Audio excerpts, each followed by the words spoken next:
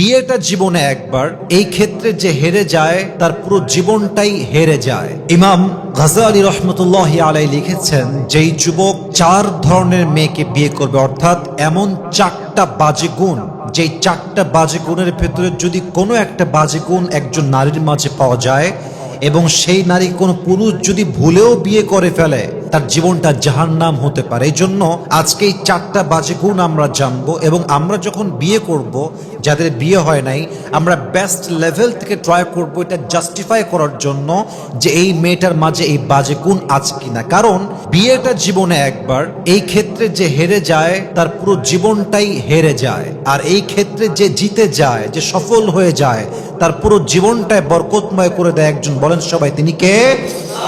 First of all একটা ছোট্ট বিষয় ক্লিয়ার করতে চাই যে এই 4টা বাজে গুণ আপনি বুঝবেন কেমন করে, এটা আমি আমার 4টা পয়েন্ট শেয়ার করে এন্ড অফ দ্য লেকচার, একদম আমার লেকচারের শেষে গিয়ে বলবো যে আপনি বুঝবেন কেমন করে যে এই মেয়েটার মাঝে এই 4টা বাজে গুণের ভেতরে একটা বাজে গুণ আছে কিনা। রাজি আছেন তো সবাই ইনশাআল্লাহ?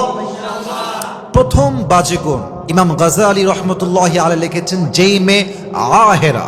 আহেরা মানে হচ্ছে যেই মেয়ে অলওয়েজ রূপ চর্চায় ব্যস্ত থাকে। দেখেন, নারীরাই রূপ চর্চা করবে।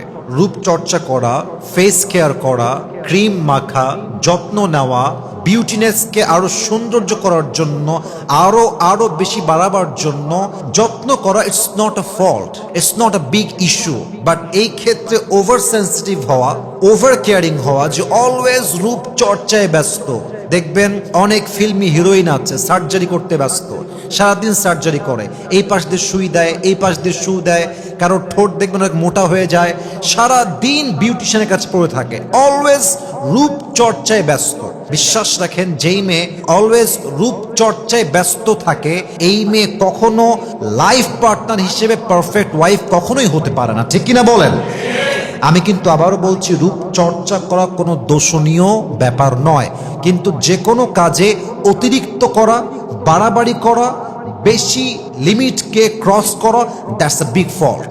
এজন্য খেয়াল রাখবেন যে একজন মেয়ে যাকে বিয়ে করছেন, এই মেয়েটা আবার রূপচর্চায় বেশি ব্যস্ত কিনা। আল্লাহ আমাদের সবাইকে এই বাজে গুণটা দেখে বুঝে বিয়ে করার তৌফিক দান করুক। পরে সবাই আমিন। 2 নাম্বার, ইমাম গাজ্জালী রহমতুল্লাহি আলাইহি লিখেছেন, যেই মেয়ে নাবিথা। নাবিথা মানে কি? যেই মেয়ে রূপ চর্চা তো করেই করে এবং তার রূপের জন্য খুব বেশি গৌরব করে, আত্ম অহমিকা বোধ। বিশ্বাস রাখেন, যেই মেয়ের বাপ বড় লোক, হয়তো মেম্বার, চেয়ারম্যান, ব্যবসায়ী, সরকারি চাকরি করে, এবং মেয়েটা তার পরিবারের হয়তো একদম ছোট মেয়ে, অথবা পুরো পরিবারে একটা মাত্র মেয়ে, এবং সে দেখতে সুন্দরী, দেখবেন যে এইরকম মেয়ে অহংকারে, রূপের দাপটে আর বাঁচে না যুবক ভাইরা। ঠিক কিনা বলেন? কিন্তু আমি খুব খেয়াল করে দেখেছি, যেই মেয়েরা স্কুল লাইফে, কলেজ লাইফে ক্লাসের সবচেয়ে সুন্দরী মেয়ে ছিল সেই মেয়েটা, পুরো কলেজের সবচেয়ে সুন্দরী মেয়ে ছিল সেই মেয়েটা, যাকে দেখার জন্য যুবকরা অলওয়েজ লাইন ধরে বসে থাকতো। এরকম বেশিরভাগ মেয়ে রূপ নিয়ে অহংকার করত, নিজেকে অনেক বড় মনে করত। এদের ফিউচার কি হয়? যেই মেয়েটা কলেজের সবার কাছে সুন্দরী মেয়ে ছিল, সেই মেয়েটা বিয়ের পরে তার স্বামীর কাছে সবচেয়ে অবহেলিত নারী হিসেবে গ্রহণযোগ্য হয়। ঠিক কিনা বলেন? তার কোনো দাম থাকে না, স্বামীর কাছে তার কোনো মান থাকে না। এটা আল্লাহ তাআলার ন্যাচার। আপনি অহংকার করবেন, আপনাকে আল্লাহ মাটির নিচে দাবাই দিবে। এই জন্য মেহেরবানি করে, যেই মেয়ে রূপ নিয়ে খুব অহংকার করে, তার রূপের যেই আগুন মানে জ্বলে তার ভেতরে, যে আমি কাউকে মানুষ মনে করি না, আমি হলাম সবচেয়ে সুন্দরী, এই অ্যাটিটিউড যে মেয়ের মাঝে আছে, এই মেয়ে কখনো আপনাকে একজন সুখী পরিবারের নারী হিসেবে যে রোল প্লে করতে হয়, এই রোলটা প্লে করে দেখাতে পারবে। 3 নাম্বার, এমন মেয়ে যেই মেয়েটা মুত্তালিআ। মুত্তালিআ মানে কি? যেই মেয়েটা অলওয়েজ স্বামীকে প্রেশারাইজ করে, প্রেশার ক্রিয়েট করে। মনে করেন বাসায় আসছেন, রাত বাজে 12টা, আপনার বউ আনতে বলেছিল, কয়েকটা বাজারের লিস্ট দিয়েছিল, এখন আপনি 8টা লিস্ট দিয়েছে, 6টা এনেছেন, 2টা মিস হয়ে গেছে। হ্যাঁ, তুমি কেন আনলা না? তুমি কোনো কাজের না, তোমার কোনো যোগ্যতা নাই, হ্যাঁ তোমাকে যা বলে তার উল্টা করো, তোমাকে বিয়ে করে আমার জীবনটাই জাহান্নাম। প্রেশারাইজ করে, প্রেশার ক্রিয়েট করে।